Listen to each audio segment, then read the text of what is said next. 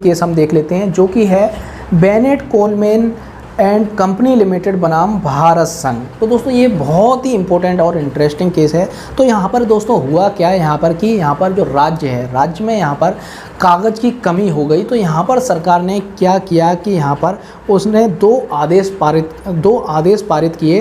पहला आदेश था अखबार कागज़ नीति और दूसरा था अखबारी कागज़ नियंत्रण आदेश 1962।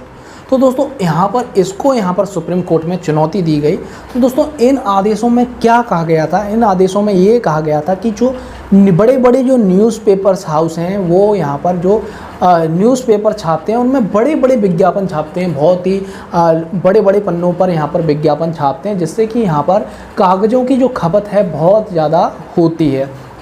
तो दोस्तों यहाँ पर उनसे ये करने के लिए कहा गया कि यहाँ पर वो विज्ञापनों को छोटा छापें, जिससे कि कागज़ों की यहाँ पर बचत की जा सके। तो दोस्तों यहाँ पर ये न्यूज़पेपर्स वाले थे, उन्होंने यहाँ पर ये सुप्रीम कोर्ट में यहाँ पर पिटीशन दायर करी इन आदेशों के अगेंस्ट। तो दोस्तों यहाँ पर सुप्रीम कोर्ट ने क्या कहा? सुप्रीम कोर्ट ने कहा कि अखबारों के लिए आय का मुख्य साधन क्या होता है? विज्ञापन ही होते हैं। तो दोस्तों हम जानते हैं कि अखबार की जो कॉस्ट होती है बहुत ज़्यादा आती है, 30-40 रुपये तक यहाँ पर कॉस्ट आती है एक अखबार की। लेकिन आपको वो यहाँ पर 3 रुपये में, 5 रुपये में, 6 रुपये में क्यों मिलता है? क्योंकि वो पैसा वसूल लेते हैं एडवर्टाइजमेंट से वो इनकम कर लेते हैं। इस कारण वो यहाँ पर आपको इतना सस्ता न्यूज़पेपर प्रोवाइड कराते हैं। तो दोस्तों यहाँ पर यही सुप्रीम कोर्ट ने कहा कि उनकी आय का मुख्य स्रोत विज्ञापन है। पृष्ठों को घटाने के कारण उन्हें विज्ञापन बढ़ाना पड़ेगा, जिससे समाचारों को कम स्थान मिलेगा।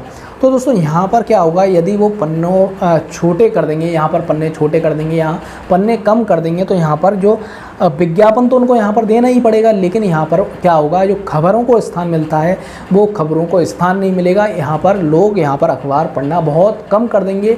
व्यक्तियों को जब समाचार ही नहीं मिलेंगे, केवल एडवर्टाइजमेंट मिलेगा, तो वो क्यों समाचार पत्र पढ़ेगा? न्यूज़पेपर्स को यहाँ पर एडवर्टाइजमेंट लेना तो बहुत ज़रूरी है, क्योंकि उनकी इनकम का वही साधन है।